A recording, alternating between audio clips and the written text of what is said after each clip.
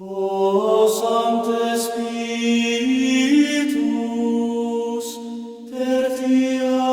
persona Sanctissime Trinitatis, gratias tibi ago pro novo, Pontifice ad Aem, ut semper